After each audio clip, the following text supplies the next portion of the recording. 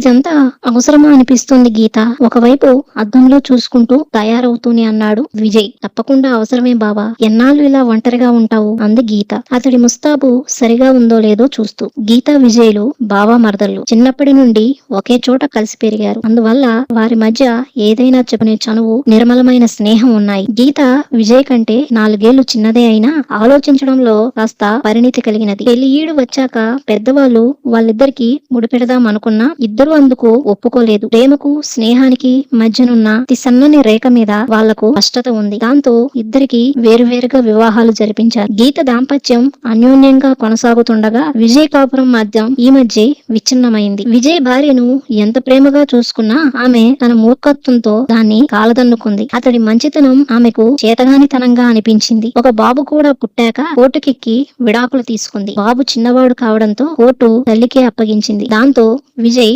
ఒంటరివాడైపోయాడు. కొడుకు కాపురం 3 నాళ్ల ముచ్చట అయిపోవడంతో అతని తల్లిదండ్రులు కృంగిపోయారు. బంధువుల సానుభూతిని, స్నేహితుల సహోద్యోగుల జాలిచూపులను భరించడం విజయ్ కు కష్టంగా ఉంది. విజయ్ విషయాలు తెలిసి గీత అప్పుడప్పుడు వచ్చి అతడికి ధైర్యం చెప్పేది. నీ సహచర్యం పొందే అదృష్టం ఆమెకి లేదు బావా, కానీ నువ్విలా డీలా పడిపోవడం మాత్రం ఏం బాలేదు. నిన్ను చూసి అత్తయ్య మావయ్య కూడా దిగులు పడిపోతున్నారు చూడు, వారి కోసమైనా నువ్వు మళ్ళీ మనుషుల్లో పడాలి అని నచ్చజెప్పేది. చివరకు ఎలాగైతేనే గీత ప్రయత్నాలు ఫలించి విజయ్ మళ్ళీ పెళ్లి చేసుకోవడానికి సుముఖత వ్యక్తం చేశాడు. ప్రస్తుతం ఆ పెళ్లి చూపులకే వాళ్ళు బయలుదేరుతున్నారు. అటువైపు అమ్మాయి లతది కూడా ఇంచుమించు ఇలాంటి నేపథ్యమే. ప్రేమించి పెళ్లి చేసుకున్నవాడు మోసం చేసి పారిపోతే ఒక పాపతో కన్నవాళ్ల పంచన చేరింది. ఎంత చెడ్డ కూతురి బ్రతుకు ఇలా అయిపోవడం చూడలేక ఆ అమ్మాయి తల్లిదండ్రులు ఆమెకు మళ్ళీ పెళ్లి తలపెట్టారు. విజయ్ కూడా అలాంటి అమ్మాయి అయితే కష్టం సుఖం తెలిసి ఉంటాయని, ఇద్దరి జీవితాలు బాగుపడతాయని పెళ్లికి ఒప్పుకున్నాడు. పెళ్లి చూపుల తతంగం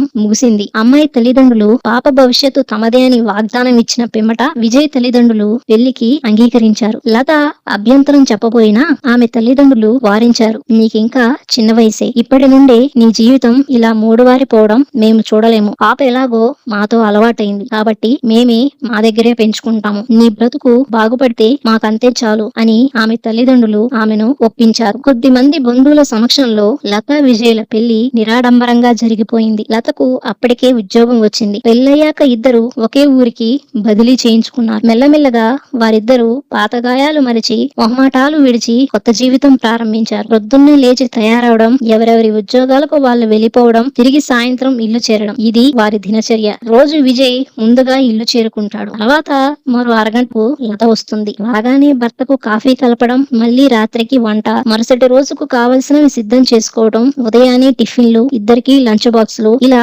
లతకు కాసేపు కూడా ఊపిరి సలపదు. విజయ్ తనకు పనిలో ఏదైనా సహాయం చేయాలనుకున్నా ఇక్కడికి వచ్చే ముందు మొదటి పెళ్లాన్ని నెత్తికెక్కించుకుని అలసైపోయావు, ఈసారైనా జాగ్రత్తగా ఉండు అని తల్లి చెప్పిన మాటలు గుర్తొచ్చి ఆ ప్రయత్నం మానుకుంటాడు. లతకు కూడా వాళ్ళమ్మ అసలే రెండో పెళ్లి, అల్లుడు కాస్త అటు ఇటుగా ప్రవర్తించినా నువ్వే సర్దుకుపోవాలి అని చెప్పి పంపించింది. అందువల్ల లత అతడిని ఏమీ అడగదు, అతడు ఏమీ పట్టించుకోడు. అలా వారి కాపురం ఏదో యాంత్రికంగా సాగిపోతుంది. గొడవలు లేవు, అలాగని సరదాలు సంతోషాలు లేవు. విజయ్ కు లతకు కూడా తమ సంసారంలో సారం లోపించిందని అనిపిస్తుంది గాని అదేమిటో తెలియడం లేదు. ఎవరికి వారు తాము ఆశించిన ప్రేమ ఎదుటి వారి నుండి దొరకడం లేదని అనుకుంటున్నారు కానీ బయటపడటం లేదు. వరుసగా 3 రోజులు సెలవులు రావడంతో విజయ్ తన అమ్మానాన్నల దగ్గరికి వెళ్లి వద్దామని ప్రతిపాదించాడు లతతో. లతకు అదే సమయంలో వేరే ఊరిలో ఆఫీసుకు సంబంధించిన ఒక కార్యక్రమానికి వెళ్లాల్సి వచ్చింది. తనకు రావడం వీలు కాదు అంది. దాంతో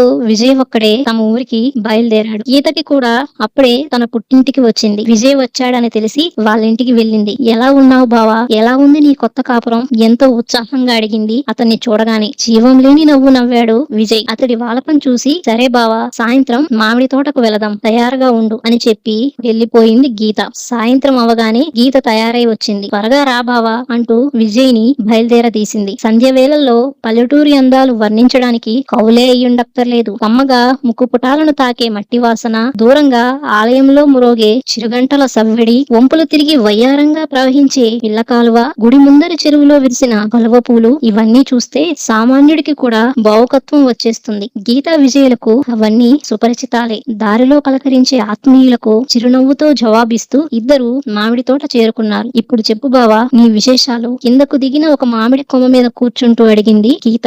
విశేషాలేమున్నాయి గీత?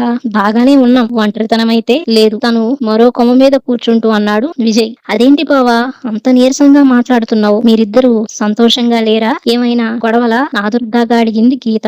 గొడవలేమి లేవు గీత, కానీ ఏదో రొటీన్ గా ఉంటుంది. మా దాంపత్యంలో జీవం లేనట్టు అనిపిస్తుంది. కారణం ఏమిటో తెలియడం లేదు అన్నాడు విజయ్. అసలేం జరిగిందో చెప్పు. సమస్య ఏమిటో తెలిస్తే కదా పరిష్కారం ఆలోచించటానికి అంది గీత. తన విషయాలన్నీ చెప్పాడు విజయ్. నేను అలసిపోయి ఇంటికి వస్తే ఇంట్లో నాకు సేద తీర్చే ఇల్లాలు కావాలనుకున్నాను, కానీ తను కూడా ఉద్యోగం చేసి అలసిపోయి వస్తుంది. అలాగని నాకేమీ లోటు చెయ్యదనుకో. అయినా నాకు ఏదో అసంతృప్తిగా ఉంటుంది. తన ముఖంలో అచ్చమైన సంతోషం ఉండదు. ఏదో భర్త కాబట్టి చెయ్యాలన్నట్టు చేసినట్టు అనిపిస్తుంది. ఇక నా ముఖంలో సంతోషం ఎక్కడి నుంచి వస్తుంది చెప్పు అన్నాడు విజయ్. అతడు చెప్పిందంతా శ్రద్ధగా ఉంది గీత. లోపం ఎక్కడుందో గ్రహించావా బావా? ప్రశ్నించింది గీత విజయ్ని. అలా అటంగా ఊపాడు విజయ్. మీరిద్దరూ ఒకసారి జీవితంలో దెబ్బతిన్నారు. దాంతో పెళ్లి అనే బంధం మీద కాస్త అభద్రతా భావం కలిగింది. మీ ప్రేమలను ఒకసారి అపాత్రదానం చేశారు. ఇప్పుడు మీ భాగస్వామి నుండి ప్రేమను ఆశిస్తున్నారు, కానీ ఒకరికి ఒకరు ప్రేమను ఇవ్వాలి అనుకోవడం లేదు. అదే ఈ సమస్యకు కారణం అంది గీత. అర్థమయ్యేలా చెప్పు గీత అన్నాడు విజయ్. ఏం లేదు బావా, నువ్వు అలసిపోయి ఇంటికి వస్తే నీ కాఫీ కలిపిచ్చేవారు లేరని బాధపడుతున్నావు, కానీ ఆమె అదే స్థితిలో వస్తే నీకు ఎప్పుడైనా ఆమెను సేద తీర్చాలి అనుకున్నావా? ఆమె సంతోషం ఎక్కడుందో నువ్వు గ్రహించి తనకు అందిస్తే అంతకు 10 రెట్లు నీకు లభ్యమయ్యేది. మనం ఏదిస్తే అదే తిరిగి వస్తుందని నీకు తెలుసుగా బావా. ఇప్పుడు ప్రేమను ఇవ్వడం నువ్వే ముందు మొదలుపెట్టు. తర్వాత ఎంత తిరిగి పొందుతావో నువ్వే చూడు. మనం కొంతమందిని చూసినప్పుడు ఎంత అన్యోన్యంగా ఉన్నారో అనిపిస్తుంది. ఏమీ ఆశించకుండా భాగస్వామిని ప్రేమించే స్వభావం ఆ దంపతులలో ఒకరికైనా ఖచ్చితంగా ఉంటుంది.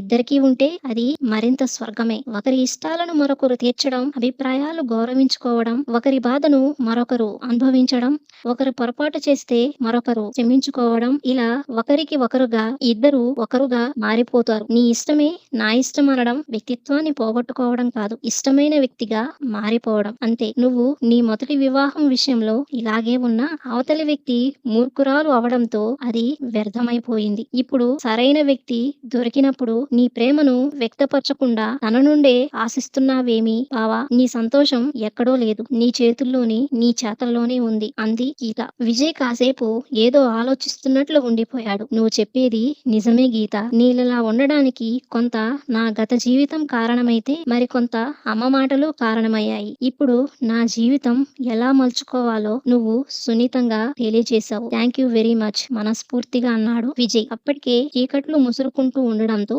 ఇద్దరూ లేచి ఇంటి దారి పట్టారు. మరుసటి రోజు మరోసారి గీతకు కృతజ్ఞతలు చెప్పి తన ఊరికి బయలుదేరాడు విజయ్. లత క్యాంపు నుండి వచ్చేసరికి వంటింట్లో ఏదో చప్పుడవుతుంది. సూట్ కేసును హాల్లోనే వదిలి నేరుగా వంటగదికే వెళ్ళింది లత. విజయ్ ఏదో వంట ప్రయత్నాల్లో ఉన్నాడు. ఆమె విస్మయంగా చూసింది విజయ్ వైపు. అయ్యో ఏం చేస్తున్నారండి?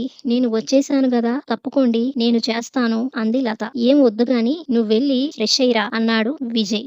వంట అయిపోవచ్చింది, వేడివేడిగా భోజనం చేద్దాం అన్నాడు విజయ్. ఆమె ఆశ్చర్యంలో నుంచి తీరుకోకముందే నీకు మరో సర్ప్రైజ్ ఉంది, వెళ్ళి మన బెడ్రూమ్ లో చూడు, కుక్కర్ను స్టవ్ మీద నుండి దించుతూ అన్నాడు విజయ్. ఇంకా ఏమిటో అనుకుంటూ సూట్ కేస్ తీసుకుని బెడ్రూమ్ లోకి వెళ్ళింది లత. అక్కడ చూసిన దృశ్యం ఆమెకు ఆశ్చర్యానందాలతో నోట మాట రాకుండా చేసింది. బెడ్ పైన బొమ్మలతో ఆడుకుంటూ తన పాప. ఒక్క ఉదుటను వెళ్లి పాపను గుండెలకు హత్తుకుంది. ఇదేమిటి, ఎవరు తీసుకొని వచ్చారు అనుకుంది లత. అప్పుడే గదిలోకి వచ్చిన విజయ్ వైపు ప్రశ్నార్థకంగా చూసింది. నేనే తీసుకొని వచ్చాను, ఇక మీదట పాప మనతో పాటే ఉంటుంది, రేపే వెళ్లి ఇక్కడ స్కూల్లో జాయిన్ చేస్తున్నాను అన్నాడు విజయ్. ఆమె కళ్ళల్లో ఆనందాన్ని తనివి తీరా చూస్తూ. ఆమెకు సంతోషం దుఃఖం ఒకేసారి వచ్చాయి. పరుగున వెళ్లి అతడి హృదయం పైన వాలిపోయింది. ఆమె కన్నీళ్లు అతడి షర్టును తడిపేశాయి. అతడు మెల్లిగా ఆమె చుబకాన్ని పట్టి లేపి, పిచ్చి ఎందుకు ఏడుస్తున్నావు? ఇక మీదట నీ సంతోషమే నా సంతోషం అన్నాడు